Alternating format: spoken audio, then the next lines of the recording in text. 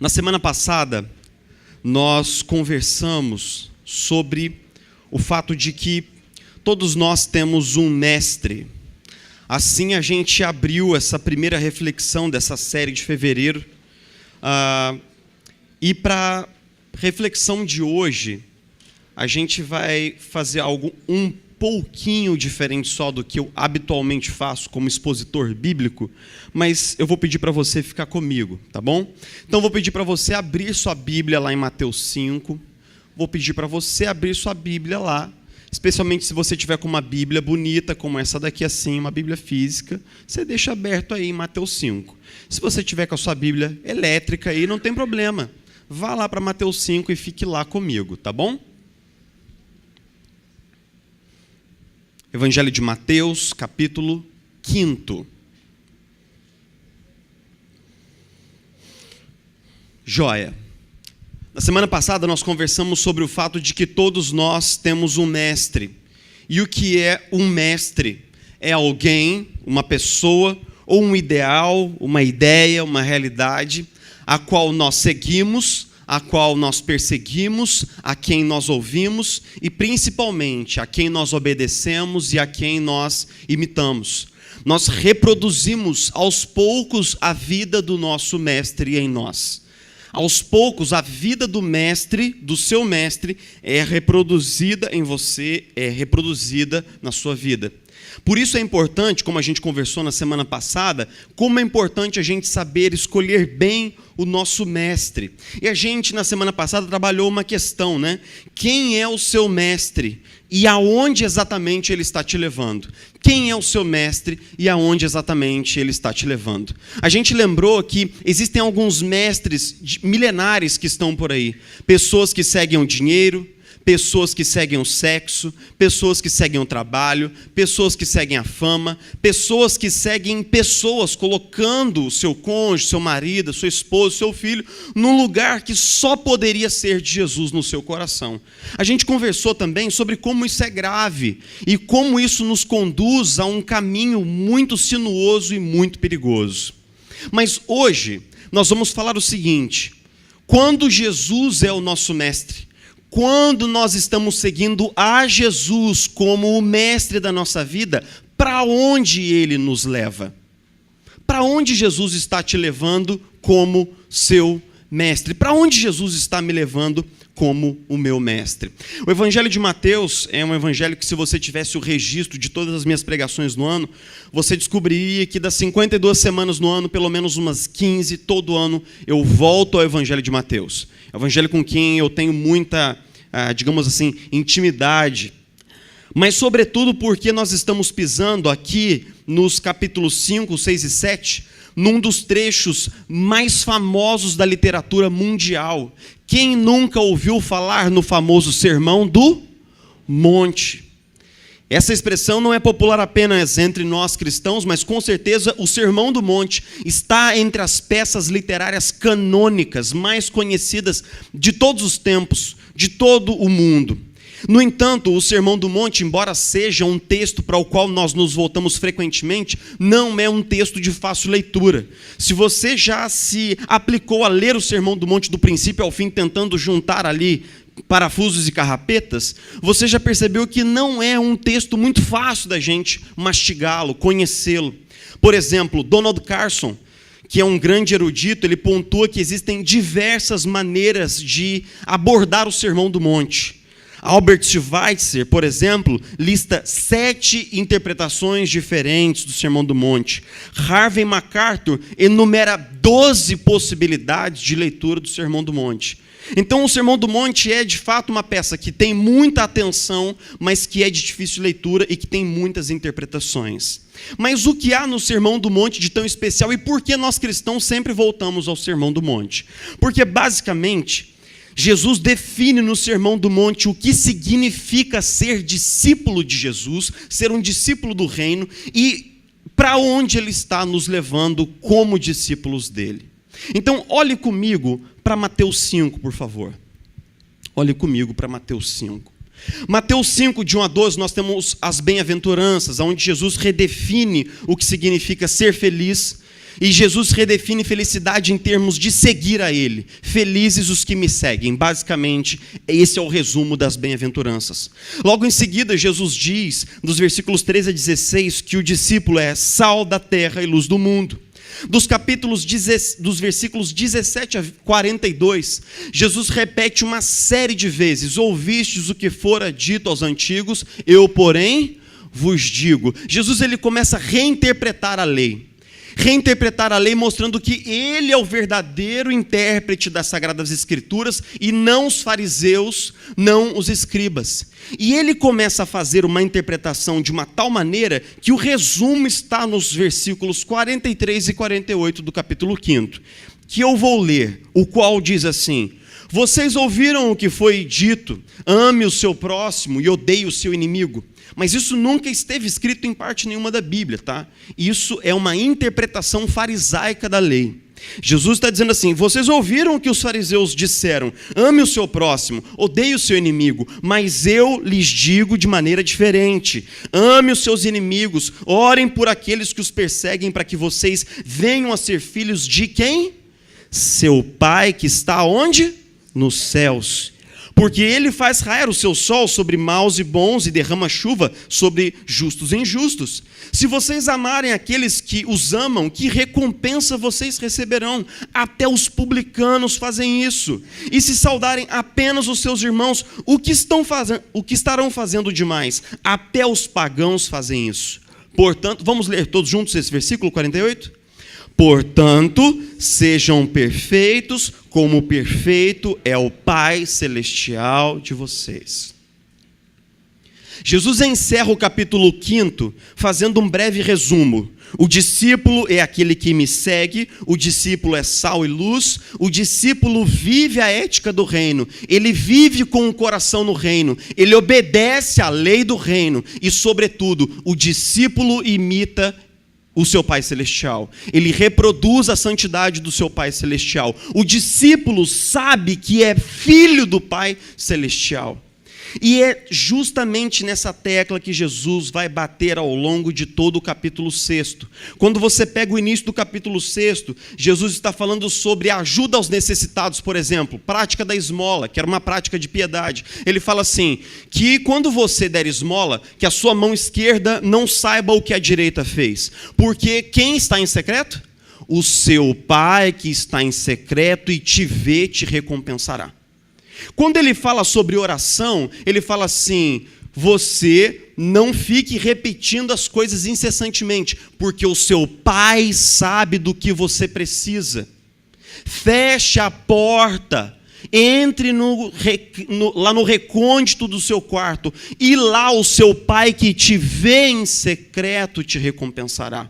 Quando ele ensina os discípulos a orarem, ele os ensina a orarem como? Dizendo: Pai nosso que estás nos céus, nosso Pai Celestial. Quando Jesus vai ensinar sobre jejum, é a mesma lógica. Ele fala assim: quando vocês forem jejuarem, não fiquem dizendo por aí: eu estou de jejum já faz 3 dias, irmão, estou consagrando minha vida ao Senhor. Meu irmão, estou fazendo jejum faz 7 dias, você pode ver bem pela minha aparência desbotada, pela minha cara, pelas minhas olheiras. Não fique apregoando a sua santidade para os outros. Meu irmão, lava a sua cara e faz com que o seu Pai que está em secreto, ele sabe, e ele te recompensará. Novamente, quando a gente vai para a questão daquele texto tão famoso da ansiedade, Jesus fala assim: não andeis ansiosos, pois o Pai Celestial de vocês sabe tudo o que vocês precisam. Note que Jesus começa em todo o capítulo 5, no capítulo 6, a dizer explicitamente para os discípulos: o meu Pai agora é o Pai de vocês. O meu Pai, a quem eu conheço pessoalmente e intimamente, quando vocês me seguem, quando vocês se tornam meus discípulos, vocês são adotados na minha família, e agora Ele é o Pai de vocês. Eu autorizo vocês a conhecê-lo como Pai de vocês, eu autorizo vocês a chamá-lo de Pai.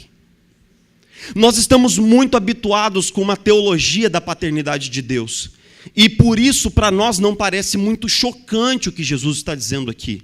Mas eu quero nessa noite digamos assim, descompactar essas passagens de ensino, de tal maneira que você e eu possamos sair daqui maravilhados com o fato de que nós possamos nos ajoelhar, ainda hoje à noite lá em casa, e começar uma oração dizendo: Paizinho querido, Paizinho que está aqui no secreto desse lugar, Paizinho, o qual eu não vejo, mas você que me vê, Pai, exatamente com você é que eu falo.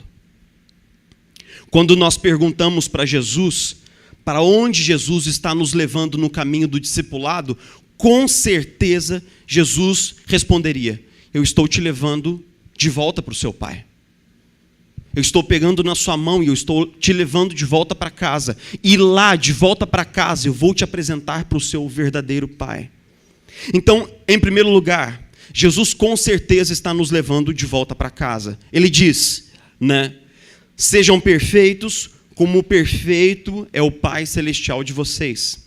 E Jesus vai repetir a expressão de que nós somos filhos do Pai Celestial no capítulo 6, no versículo 1, 4, 6, 8, 9, 14, 18, 26, 32, 9 vezes ao todo. E é engraçado que o Don Carson ele faz um comentário muito interessante sobre esse trecho. Ele fala assim: em alguns momentos, quando Jesus fala do Pai, ele fala do seu Pai. Por exemplo, no versículo 21 do capítulo 7, quando Jesus está falando sobre o julgamento vindouro, ele fala assim: porque o meu Pai. Então ele mostra que ele tem uma relação, uma conexão íntima com Deus como o Pai dele. Mas em vários momentos do Sermão do Monte, Jesus ensina os seus discípulos dizendo assim: o seu Pai que está em secreto. Na retórica de Jesus, ele quase que se exclui para dizer assim: você está sozinho com o seu Pai, ele é o seu Pai. Em alguns momentos ele diz: ele é o meu Pai. Mas no Sermão do Monte, de maneira geral, Jesus quer que você entenda que Deus é o seu Pai. É o seu Pai. E esse seu Pai é uma coisa muito íntima. Você repare que muitas vezes dentro da família, raramente nós falamos assim, quando a gente está conversando com o irmão: porque o nosso pai. Raramente a gente usa essa expressão, né? Geralmente a gente fala como? O meu pai. Esse pai que é meu. A gente se apropria dele. A gente reivindica uma intimidade com ele. A gente reivindica uma ligação, uma conexão com ele. E é engraçado que quem reivindica isso não são os discípulos. Quem reivindica isso aos discípulos é Jesus. Jesus repete a ideia: o seu Pai, o seu Pai, o seu Pai. E por que isso é curioso? E por que isso é engraçado? Joaquim Jeremias, que é um grande erudito do Novo Testamento, ele estudou quase tudo que foi escrito em termos de teologia no tempo de Jesus. Teologia judaica. E ele chega a uma conclusão: se você faz uma revisão ampla de literatura do tempo de Jesus, você vai descobrir que ninguém tratava Deus como seu pai. Não existia isso. O tema da paternidade de Deus não era importante no Antigo Testamento e também não era presente nas orações das sinagogas, por exemplo. Ninguém ousava chamar Deus de meu pai no tempo de Jesus, porque isso era um clamor muito sério. Era tipo assim, se colocar numa posição de intimidade com Deus que o judeu do tempo de Jesus não era capaz de conceber nem de admitir. Portanto, quando Jesus orava dizendo Abba, Pai, isso escandalizava os judeus. Porque Jesus estava unindo duas palavras, uma palavra hebraica, Abba, que é pai, e uma palavra grega, pater, que é pai. Jesus estava chamando Deus de papai, de papaizinho, um tratamento que evoca uma intimidade, que evoca uma conexão. Nenhum judeu gostava disso. No entanto, o interessante é que quando Jesus ele começa a ensinar os seus discípulos, ele começa a dizer para eles assim: a mesma intimidade que eu tenho com o Abba, eu dou para vocês agora. Em meu nome, ele agora é o pai de cada um de vocês, ele é o seu pai. Em nome de cada um dos seus discípulos, Jesus dizia: ele é o seu pai. E o grande clímax do capítulo 6, com certeza, é quando Jesus ensina os seus discípulos a orarem. Esse trecho ele aparece de forma diferente em Lucas. Em Lucas, os discípulos vêm até Jesus e pedem a Jesus para que Jesus os ensine a orar. E nos dois textos, tanto em Lucas quanto em Mateus, a primeira coisa que Jesus quer que os discípulos digam é o quê? Pai Nosso. É muito interessante a gente pensar que a audiência de Jesus, as pessoas, vamos fazer o seguinte, vamos inverter, né? A gente sempre está pensando em nós mesmos como aqueles que estamos na presença de Jesus e Jesus está falando conosco. Agora, inverte na sua imaginação e olha para a plateia de Jesus. Porque você sabe bem quem era a plateia de Jesus, não sabe? A plateia de Jesus era formada de publicanos, de detratores, de pecadores, de prostitutas, de toda essa gente esfarrapada, suja, doente, escorraçada, menosprezada, desprezada, que se acumulavam em torno de Jesus. E para essas pessoas, Jesus estava dizendo: Deus é o seu Pai. Deus é o seu Pai. Imagine quando a prostituta ouviu Jesus dizer: Deus é o seu Pai. Por meio de mim, Deus é o seu Pai. Imagine quando o publicano ouviu Jesus pregar e dizendo assim: por meio de mim, Deus é feito o seu Pai. Em primeiro lugar, com certeza, Jesus nos leva de volta para o Pai. E a gente chega naquele ponto do sermão em que eu faço aquela pergunta essencial: e o que isso tem a ver comigo? O que isso tem a ver com você? O que isso tem a ver com nós? Em primeiro lugar, com certeza, Jesus está propondo um choque de ordem na maneira como a gente vê Deus e se relaciona com Ele. A gente sempre tem uma ideia de Deus como um cara super distante, como uma pessoa super ocupada, para quem eu não valho nada, para quem eu sou apenas um detalhe perdido no meio de um universo cheio de pessoas e informações. Hoje pela manhã, nós estávamos na praia, e a minha esposa e eu vimos uma mãe procurando pelo seu filho. Ela havia perdido 2 crianças na praia. E a aflição, a angústia, a dor no peito daquela mãe, da separação breve dos filhos, foi tão intensa que a gente ficou mexido. Eu por fim saí, né, era uma mulher, uma argentina, eu fui lá e perguntei para ela quem ela estava procurando para ver se eu podia ajudá-la de alguma maneira, né? Porque para um pai, por mais coisas que haja na sua vida, o seu filho é algo único. E é justamente esse o olhar que Deus tem para você. Você parou para pensar nisso?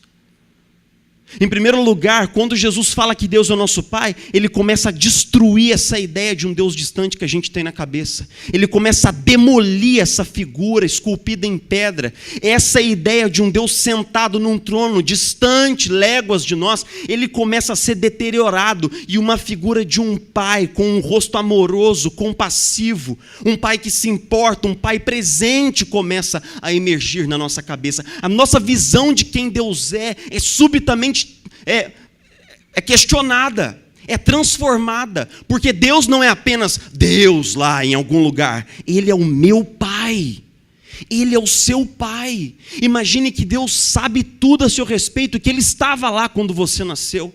Imagine que quando você veio ao mundo e quando sua mãe te deu à luz, o seu Pai Celestial chorou de emoção ao ver o seu filho. Isso é absolutamente chocante.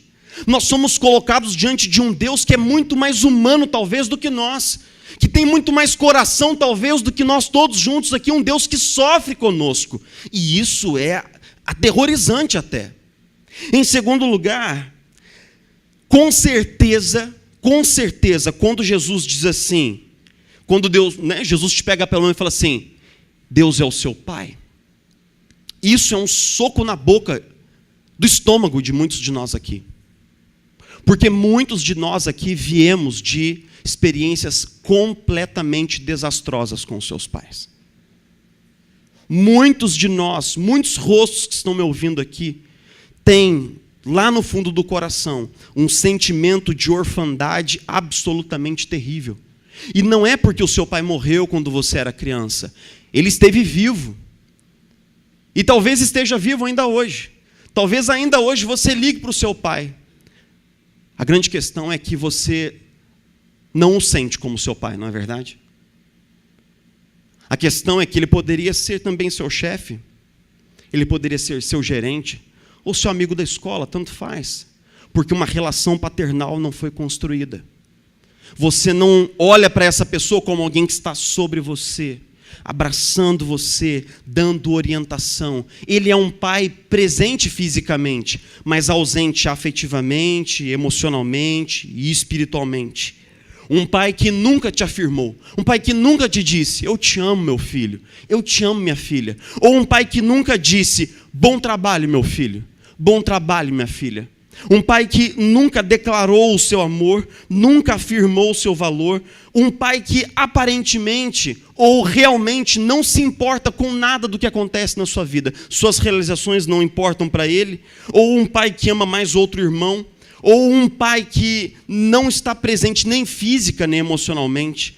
Um pai que não é amigo, um pai que não conforta. Um pai talvez severo, exigente, perfeccionista. Talvez um pai punitivo, violento. Um pai que sempre te corrigiu, não com amor, mas sempre com raiva de você, com um certo desprezo por você. É engraçado, no gabinete, a experiência familiar que eu mais encontro são filhos que se sentem rejeitados pelos seus pais. Filhos que não se sentem aceitos pelos seus pais. Filhos que sentem que não têm valor para os seus pais.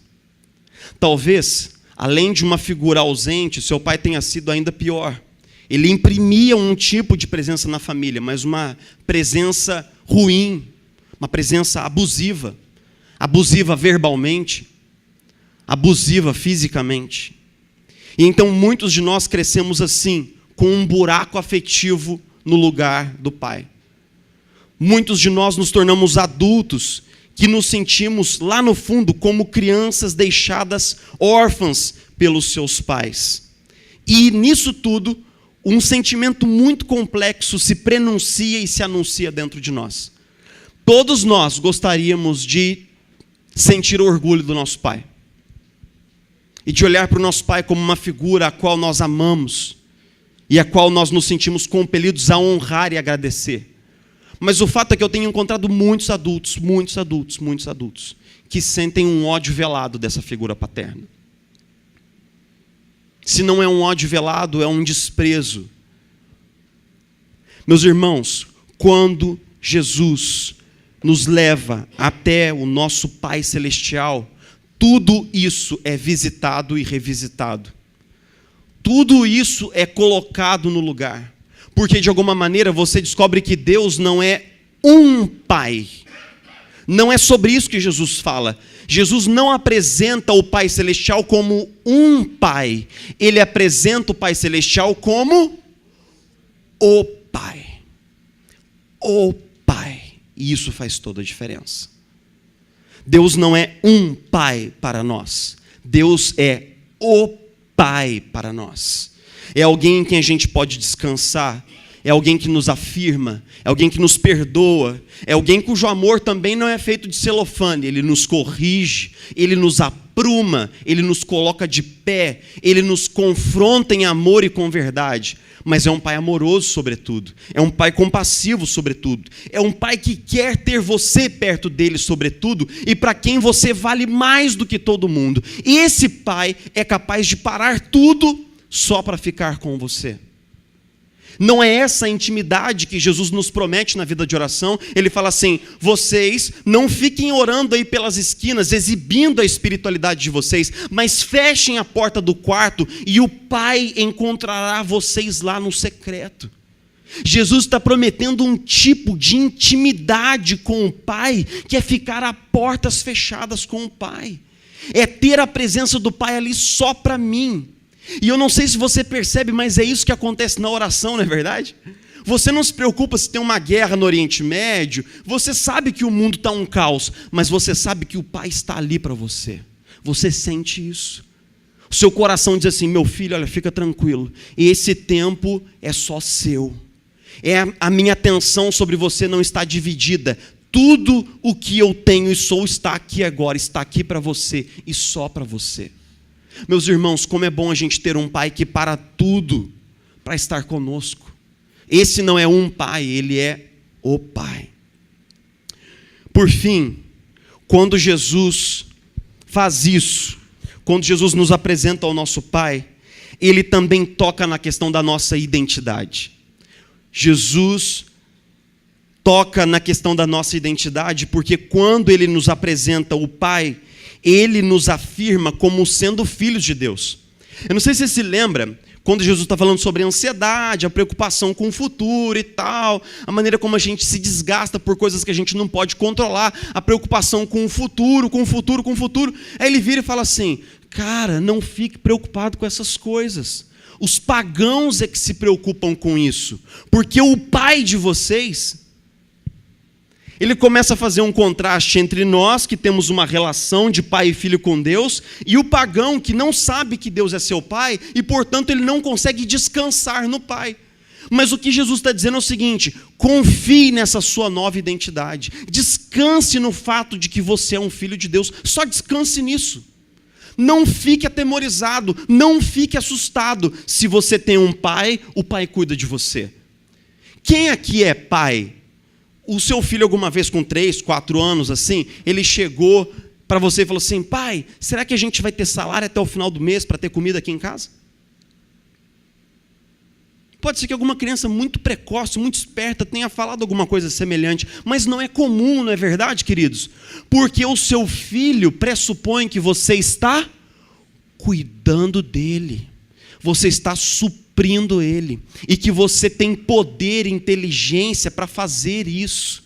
Agora inverta essa situação e se coloque nesse lugar. Você é uma criança do Eterno, você é uma filhazinha do Eterno, você é um filho do Eterno. Você não precisa se preocupar, o Pai sabe do que você precisa e o Pai sabe melhor do que você.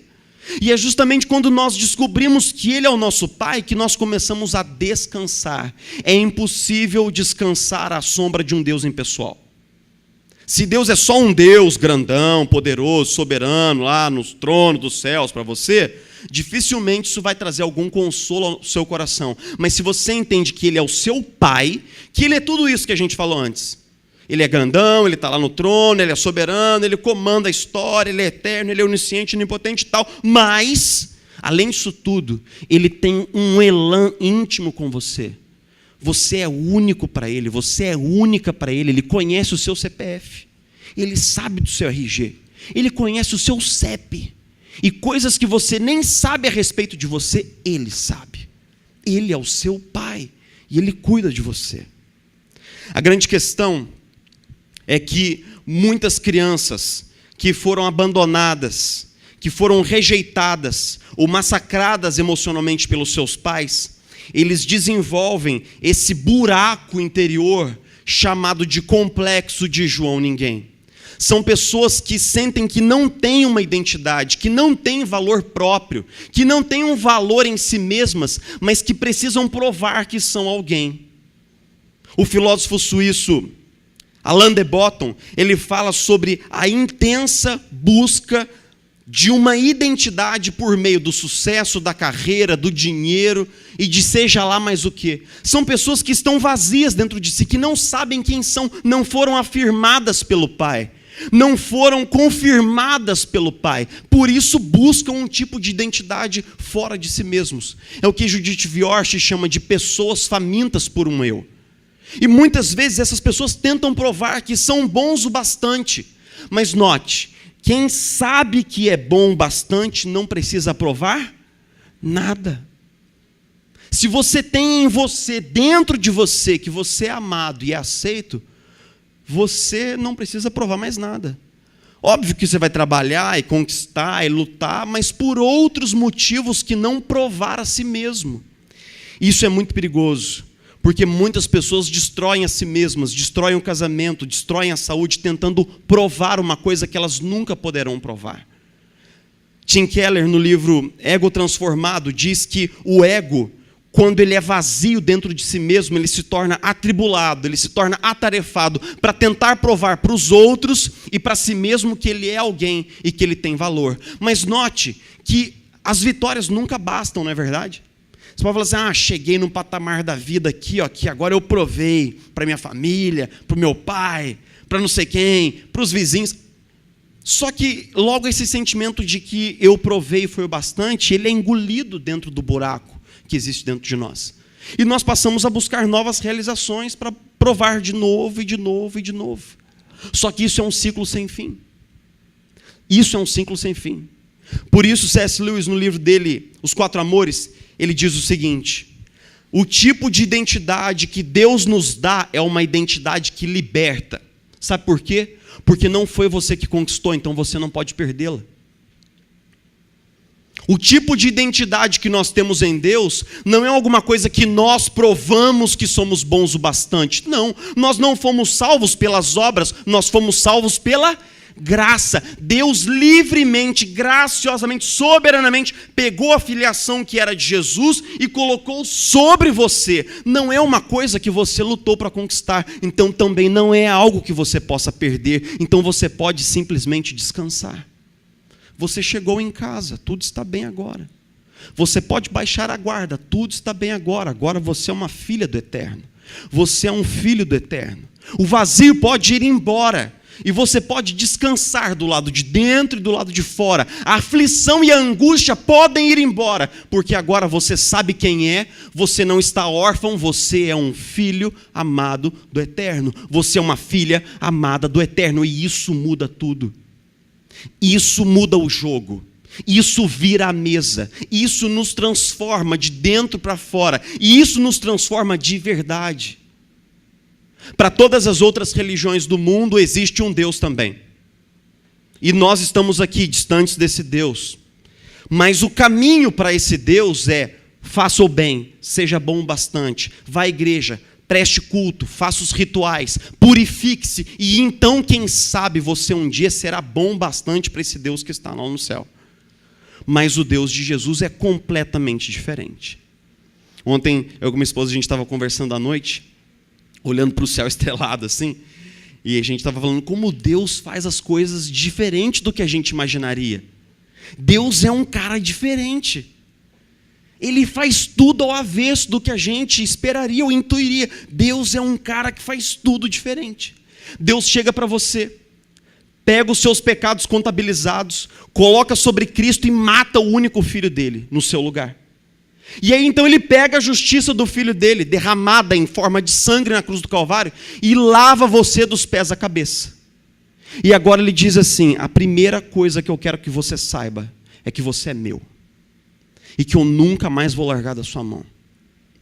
Você é minha filha. Que você é o meu filho. É assim que o nosso papo conversa. Não tem lugar para chegar. Não tem que provar nada. Não tem nada a ser provado. Só descansa. Só descansa. Quanto mais você tentar provar alguma coisa, mais você vai dar mostras de que ainda não entendeu o que eu fiz na cruz. Então descanse. Aceite a identidade que eu te dou em Jesus Cristo. E agora vai. É assim que começa. Note que Jesus está dizendo para os discípulos, vez após vez: o seu Pai, o seu Pai, o seu Pai, o seu Pai celestial. É esse Pai que nós queremos conhecer.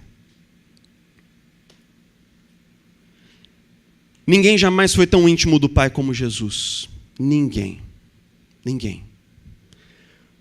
Mas existe um trecho das Escrituras que você sabe, na qual Jesus não pôde reivindicar essa intimidade, não é verdade?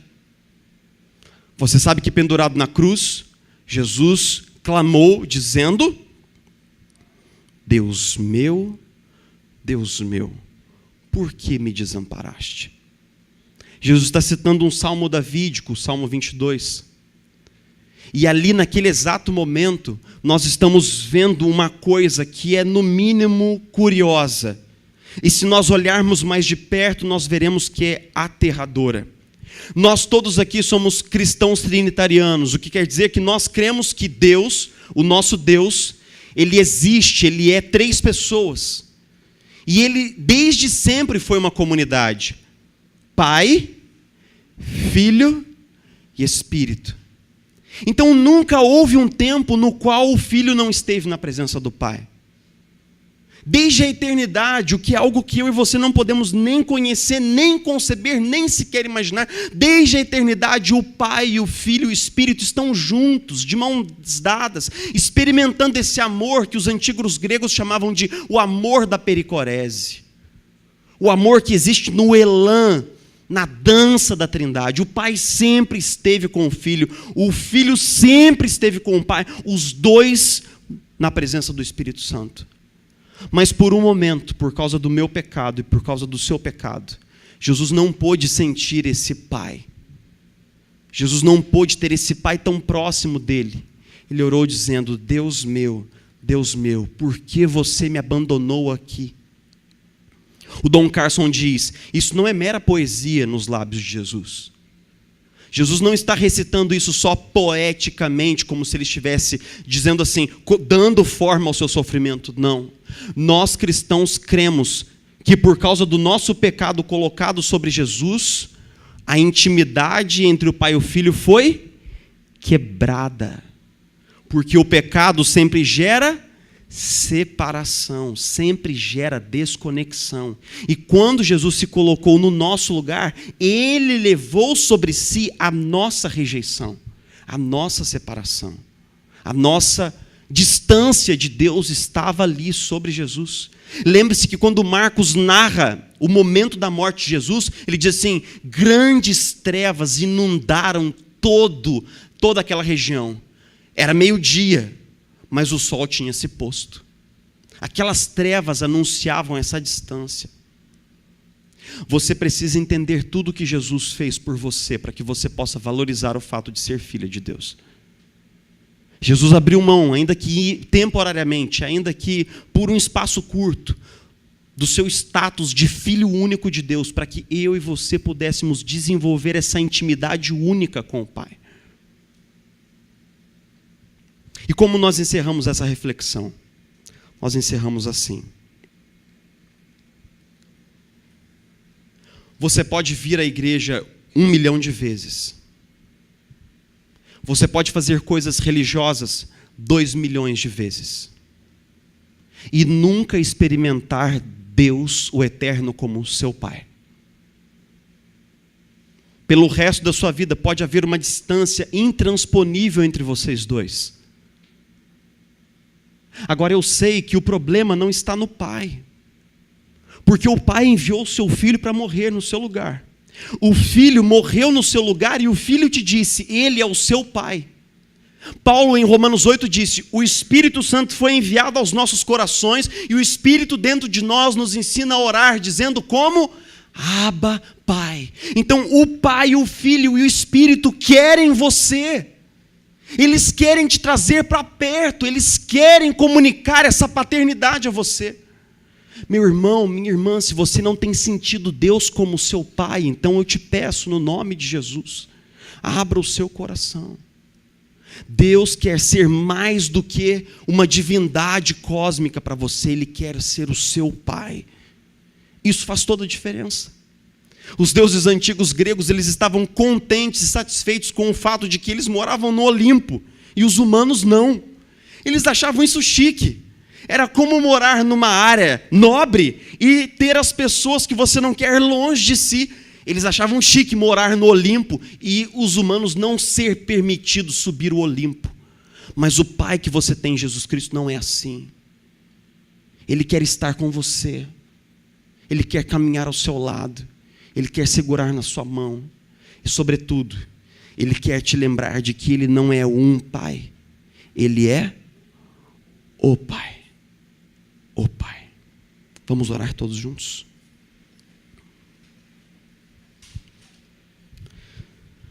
Jesus querido, como é bom a gente ser relembrado pela sua própria voz, de que você nos leva até o Pai, de que quando nós te seguimos, Jesus, nós caminhamos na direção de um retorno para casa, nós caminhamos de volta para casa. E como Jesus consola o nosso coração, saber que em tudo isso que nós temos vivido aqui, no sofrimento, nas esperas do dia a dia, Jesus na luta lancinante, Jesus, e apavorante com o pecado que tenazmente nos assedia todos os dias. Jesus, como é bom a gente saber que nós podemos contar com o Pai. Esse Pai que nos segura no colo, esse Pai que sabe o que é melhor para nós, esse Pai que provê, esse Pai que cuida, esse Pai presente, esse Pai amigo. Pai Celestial, nos perdoa porque você tem investido pesado na gente, para a gente poder te conhecer e poder experimentar essa intimidade com você. Mas muitas vezes nós ficamos assustados e paralisados, porque as nossas experiências de paternidade foram tão fracassadas, foram tão desastradas e tão desastrosas, que nós nos sentimos, Jesus, amedrontados. Pai Celestial, nos ajuda a ver por meio da cruz, que você não é um pai, você é o Pai. O Pai que ama, o Pai que perdoa, o Pai que abraça. Jesus, eu oro especificamente por todos aqueles irmãos que foram tocados pelo fato de terem tido uma figura paterna que causou prejuízo emocional, espiritual às suas vidas. Eu oro com você agora, eu oro por você e peço, Espírito Santo de Deus, derrama uma unção especial de cura, de libertação em nome de Jesus. Derrama, Senhor Jesus, uma presença especial do Teu Espírito nessas vidas, de tal maneira que elas possam se sentir abraçadas pela primeira vez, que elas possam se sentir envolvidas pela Tua paternidade, de uma tal forma que a ansiedade dos seus corações possa ser curada no nome de Jesus, que o medo da rejeição possa ser curado em nome de Jesus, que o sentimento de baixa autoestima, de falta de valor, de falta de identidade, sejam curados e redimidos, que eles possam se sentir como filhas e filhas que finalmente chegaram em casa e agora podem descansar, podem tirar os sapatos dos pés e ficar à vontade. Jesus Cristo querido, não há lugar mais seguro na terra do que esse lugar, a presença do Pai. Não há lugar mais bendito e não há outro lugar que a gente queira estar, senão na presença do Pai. Nós oramos, Jesus, nessa hora, entregando os nossos corações e pedindo, Jesus, mais uma vez, nos leva a cada dia mais na direção do Pai Celestial, nos leva a cada dia mais próximos do Pai, do seu Pai, do nosso Pai. Nós oramos assim, em nome de Jesus. Amém.